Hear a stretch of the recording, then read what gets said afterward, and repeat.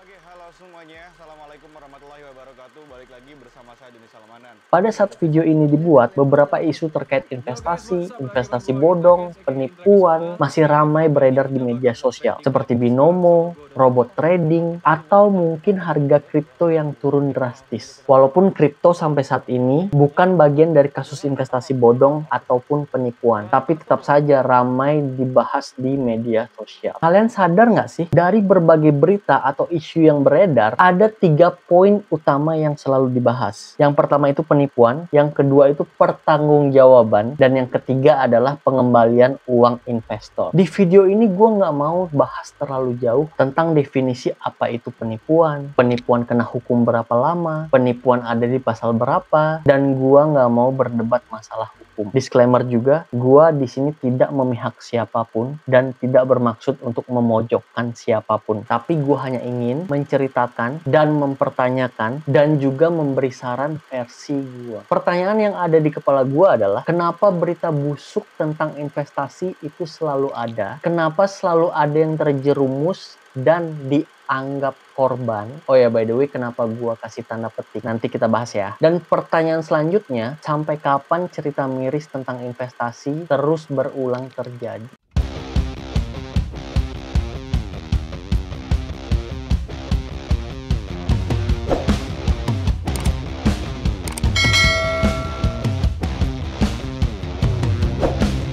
Hai semuanya, selamat datang di channel Sensual Paradise. Dan sebelum gua bahas panjang lebar, ada baiknya subscribe dulu ya guys, supaya kita bisa terus belajar bareng tentang uang dan investasi di channel ini. Terima kasih.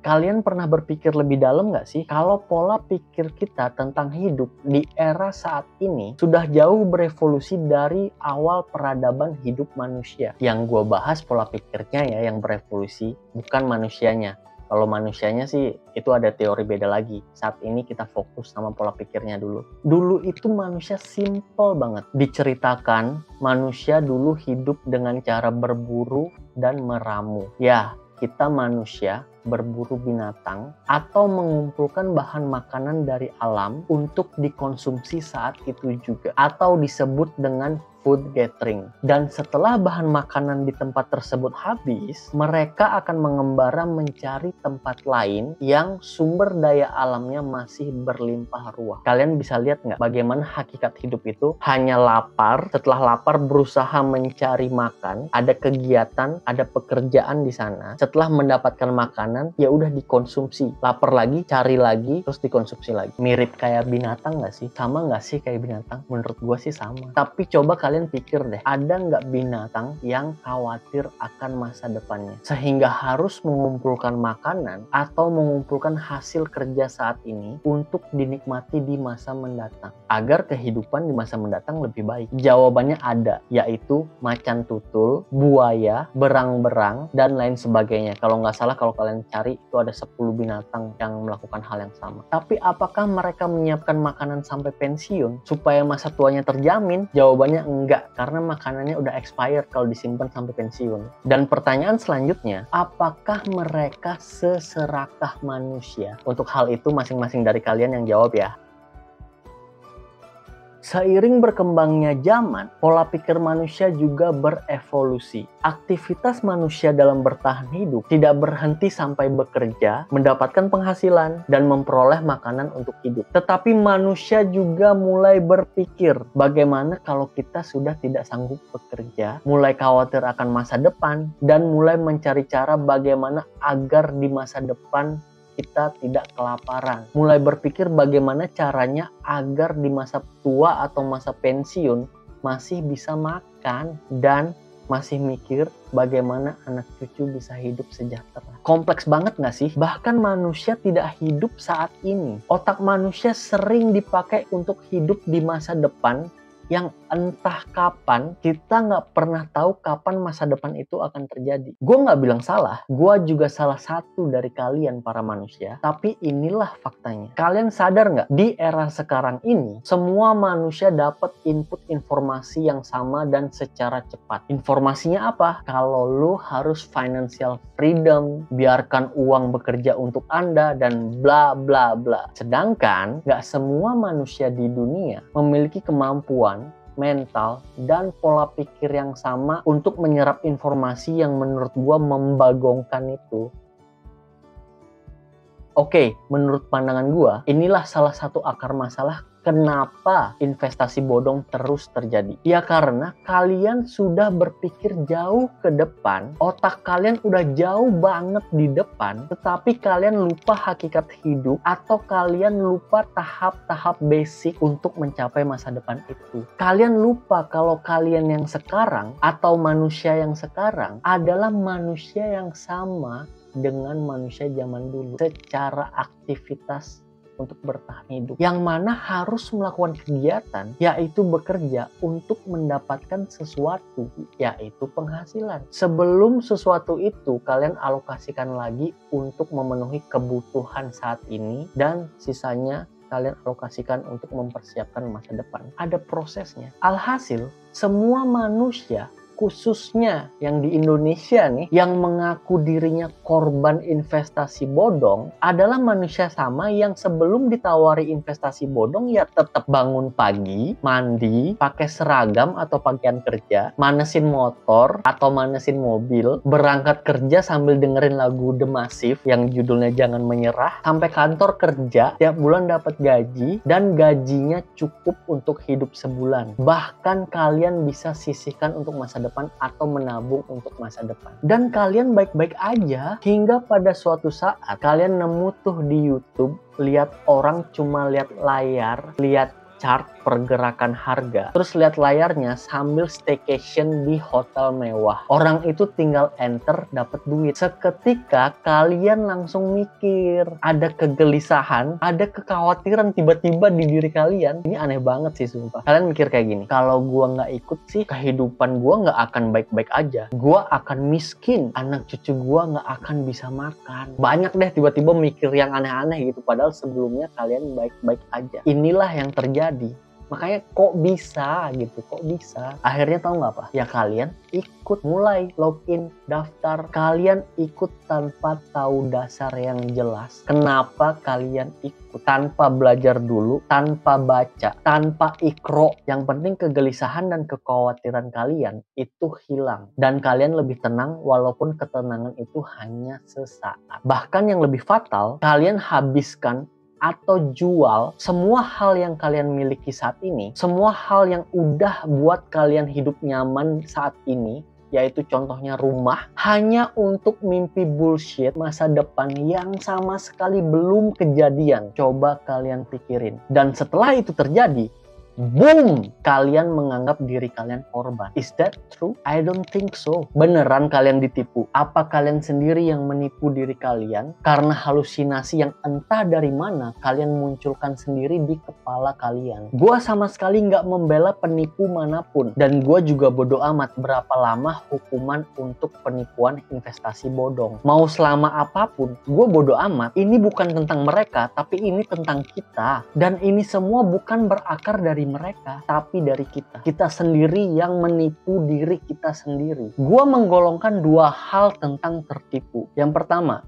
ada tertipu yang nggak bisa dihindari. Kalian apes aja. Yang kedua, ada tertipu yang sangat-sangat bisa dihindari. Gua nggak tahu teori cara golonginnya, tapi yang ada di kepala gua saat ini dan rasa penasaran gua saat ini, sehingga yang kepikiran di gua adalah tertipu itu terbelah menjadi dua. Menurut versi gua ya ini ya. Perbedaannya apa sih tertipu, aktif, atau yang nggak bisa dihindari? Contoh, kalian mau renovasi rumah. Ada kontraktornya kan? Ada mandornya lah yang kalian misalnya percaya karena dapat dari orang atau mungkin kenalan segala macam. kalian pakailah mandor itu gitu, atau kontraktor itu. Nah, kalian udah bayar, terus kontraktornya kabur. Itu namanya tertipu yang nggak bisa dihindari. Atau mungkin kalian dihipnotis, atau gimana lah, telepon mama minta pulsa dan lain-lain. Itu mau nggak mau, kalau kalian lagi apes, ya udah kalian namanya ketipu. Menurut gua gitu. Nah, yang ini, yang satu lagi ini, IK, DS, binomo, robot trading, atau mungkin kripto, atau apapun deh yang sifatnya investasi, kalian tahu nggak? Si yang kalian misalnya tuduh, misalnya penipu segala macam, mereka hanya cuap-cuap di channel mereka sendiri, di channel masing-masing, di TV masing-masing, dan hanya ngebacot di sosial media masing-masing. Ini kasus secara keseluruhan ya, gue nggak tahu secara orang per orang seperti apa. Nggak ada sama sekali yang nyamperin kalian, datang ke rumah, sampai benar-benar digelendotin, ayo dong investasi. Gue rasa enggak. Tiba-tiba kalian ngasih duit ke mereka. Duit yang udah susah payah kalian cari. Prosesnya kalian untuk mencapai duit itu, untuk meraih duit itu susah banget. Mungkin diantara kalian ada yang kerja 24 jam, terus kalian ngasih aja gitu ke mereka. Tanpa cari tahu lebih dalam, tanpa baca, tanpa ikro. Dan ketika ada pihak ketiga nih yang skeptis, yang mempertanyakan, kok bisa ya dia kaya secepat itu? Kok bisa ya investasi kayak gitu menguntungkan? Ketika ada orang meragukan skema-skema itu, yang kalian lakuin apa?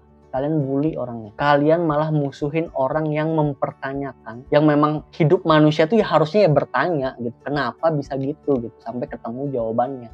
Bukan asal ikut aja, bukan asal ya udah gitu. Ya dengan kalian bully orang itu, berarti kalian emang nggak mau denger aja pandangan lain. Padahal sama sekali nggak ada salahnya. Nggak ada salahnya kalian denger banyak pandangan, banyak input, banyak masukan, banyak research, nggak ada salahnya. Banyak baca, banyak survei, banyak research deh pokoknya. Sebelum kalian rogoh kocek kalian untuk investasi apapun itu investasinya. Nih kalian lihat ya di layar ya. Untuk bahas binomo aja, gua sampai spending sekitar 250.000 kalau nggak salah waktu itu ya. Nih kalian lihat videonya. Untuk buat konten dan kasih tahu ke kalian apa itu binomo dan bagaimana resikonya. Ya tapi emang yang nonton dikit sih. Ya cuman channel lain pun udah ngebahas banyak tentang binomo. Apa itu binomo, bagaimana cara kerjanya, bagaimana resikonya. Semua udah dibahas, banyak yang bahas. Tapi tetap aja kejadian kan. Jadi mohon maaf nih, versi gua, kalian bukan korban. Kalian juga pelaku yang menjerumuskan diri kalian sendiri. Terus misalnya kalian bilang nih, bela diri misalnya, kalian bela diri nih misalnya ya. Ya kan nggak semuanya tahu, kan nggak semuanya paham bang. Nah itu lebih gila lagi, kok bisa kalian melakukan sesuatu yang kalian nggak paham? Kok bisa? Nyari duit itu susah loh. Jadi jangan biarin lah kalian kasih duit ke sesuatu yang kalian nggak tahu resikonya apa. Apalagi cara kerjanya kayak gimana kalian nggak tahu,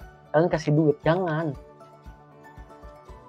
But anyway, gue adalah praktisi pasar modal. Salah satu karyawan lah yang kerja di bidang pasar modal gitu ya. Yang di bawah Otoritas Jasa Keuangan atau OJK. Artinya kerjaan gue di bidang investasi di Indonesia tuh legal lah bisa dibilang. Tapi kalian tahu nggak apa yang menarik dari cerita karir gue? By the way, gue bukan divisi marketing yang berhubungan langsung dengan klien atau nasabah. Tapi teman-teman gue yang di divisi marketing biasanya ngalamin cerita-cerita kayak gini. Jadi gini, di pasar modal itu kan nggak boleh yang namanya menjanjikan return atau menjanjikan keuntungan, itu nggak boleh. Apalagi keuntungan masa depan yang nggak ketahuan bakal untung berapa, itu nggak boleh dijanjikan karena sifatnya nilai investasi itu bergerak, kadang naik kadang turun gitu. Kecuali obligasi, biasanya kan ada kupon atau bunganya gitu ya, bunganya berapa atau kuponnya berapa itu bisa dikasih tahu. Yang boleh dikasih tahu biasanya indikasi berdasarkan historical, jadi kinerja setahun terakhir, 5 tahun terakhir berapa, itu yang bisa dikasih tahu. Oh 5 tahun terakhir dia tumbuhnya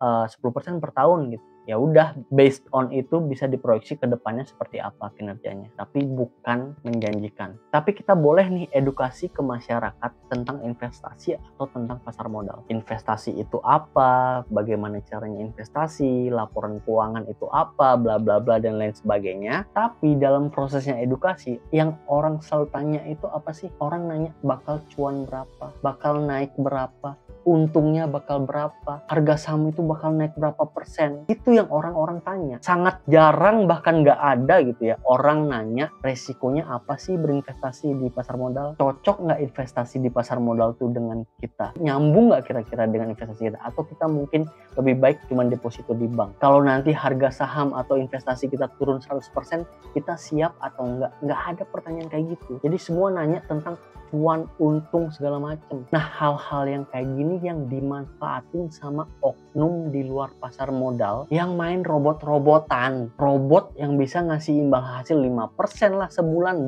tahun berapa lah, per bulannya, per minggu berapa lah. Jadi yang beneran dan legal untuk investasi itu orang nggak mau karena kita memang nggak boleh janjiin return. Tapi yang bohong-bohongan, yang bodong, orang mau masuk. Itu udah sekitar 117 triliun sejak tahun 2011. Orang ketipu investasi bodong itu udah 117 triliun cuy. Sedih gak sih? Mungkin kalian yang sama kayak gue yang kerja di pasar modal itu juga ngerasain hal yang sama lah. Gimana sih tanggapan masyarakat itu? Kadang kita mikir gitu, kok susah banget ya cari nasabah yang mau investasi di saham atau reksadana. Dan ketika kita mikir hal itu, ada berita muncul. Investasi bodong selama 2022 itu sudah merugikan 5,9 triliun. Kontrol banget gak sih? Sebenarnya masyarakat itu ada duit atau enggak sih? Sebenarnya masyarakat itu sanggup invest atau enggak sih? Oke, walaupun gua udah ngomong ngoceh panjang lebar kayak gini, gua masih yakin kok besok, bulan depan, tahun depan, investasi bodong akan tetap ada. Dan kalian akan tetap menjadi pelanggan setia dan mengaku menjadi korban. Lagi-lagi mengaku menjadi korban. Yang kemarin aja, Bapepti udah ngeblokir, Kominfo udah ngeblokir. Kalian masih nyari link yang bisa masuk binomo tuh kayak gimana? Coba dibayangin. Gue di sini cuman mau kasih saran nih yang terakhir ya. Kalau kalian khawatir, gelisah, dan pengen banget ditipu, dan hobi banget ditipu, please ingetin saran gue. Gue akan kasih sarannya sekarang. Yang pertama, apapun nama investasinya, pasti ada risikonya. Yang ilegal ada risikonya, yang legal pun, yang kita di bawah OJK pun ada risikonya. Investasi di saham dan reksadana pun ada risikonya. Berbagai website dan prospektus pun udah menjelaskan lah kalau kalian investasi di pasar modal itu di prospektus pasti dijelasin risikonya apa gitu aja risikonya. Jadi even yang legal pun tetap ada risikonya. Itulah yang dipelajari. Cocok nggak sama kalian risikonya? Kalau nggak cocok ya nggak usah invest gitu loh. Nggak usah kasih duit kalian. Yang kedua nih ya, uang kalian tetaplah uang kalian. Yang berkewajiban untuk bertanggung jawab atas uang kalian ya kalian sendiri, bukan si penipu. Sama sekali bukan si penipu. Kalian mungkin pernah baca ya, Elon Musk beli Bitcoin sebesar 21 triliun. Dan seketika juga Bitcoin naik karena pembelian dari Elon Musk. Karena sentimen dari Elon Musk. Dan kalian ikut-ikutan. Tanpa tahu, tanpa baca, tanpa ikro. Dan yang lebih parah, 21 triliun uang yang dipakai Elon Musk buat beli Bitcoin itu hanya 7,5% dari cash atau uangnya Tesla. Dia hanya pakai 7,5% untuk Bitcoin. Sedangkan kalian lihat berita heboh kayak gitu, baca cuman headline-nya, lihat harga Bitcoin naik, kalian pakai semua duit kalian, all in 100%. Bahkan ngutang, bahkan jual rumah. Udah nggak sama Elon Musk yang ngebacot, beli Bitcoin naik sekian, cuman 7,5%. Jadi kalau itu rugi pun nggak masalah, orang 7,5%. Sedangkan kalian all in 100%. Udah aneh itu. Jadi saatnya nulis kontol di jidat kita masing-masing.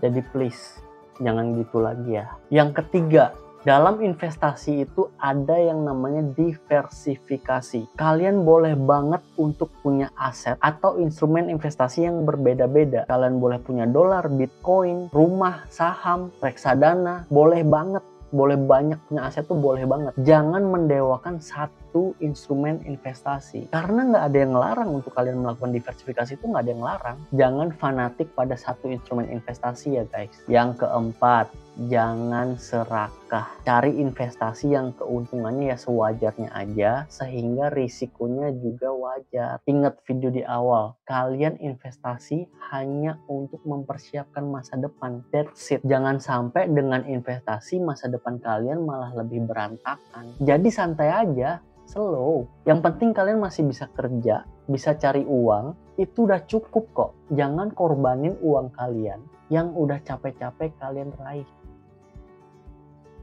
Ya mungkin sekian curahan hati gue. Masih banyak sih sebenarnya yang mau gue bahas, terutama yang tentang robot trading. Tapi kayaknya sekian dulu deh untuk video kali ini. Mungkin yang robot trading kita bahas di video selanjutnya guys. Semoga aja kalian lebih mengerti esensi hidup dan sebenarnya investasi itu kayak gimana sih. Dan mohon maaf kalau salah-salah kata, kalau ada kata yang salah. Video ini diniatkan untuk sharing informasi, bukan untuk menyinggung pihak manapun. Akhir kata gue ucapkan terima kasih. Jangan lupa like, comment, and subscribe kalau kalian suka video ini. Kalau nggak suka ya dislike juga nggak apa-apa. Dan please share video ini kalau kalian ngerasa video ini bagus. Share ke teman-teman kalian, keluarga kalian, kerabat kalian, supaya mereka nggak berulang terjerumus di skema investasi bodong atau skema penipuan yang mengatasnamakan investasi. Bye semuanya, bye.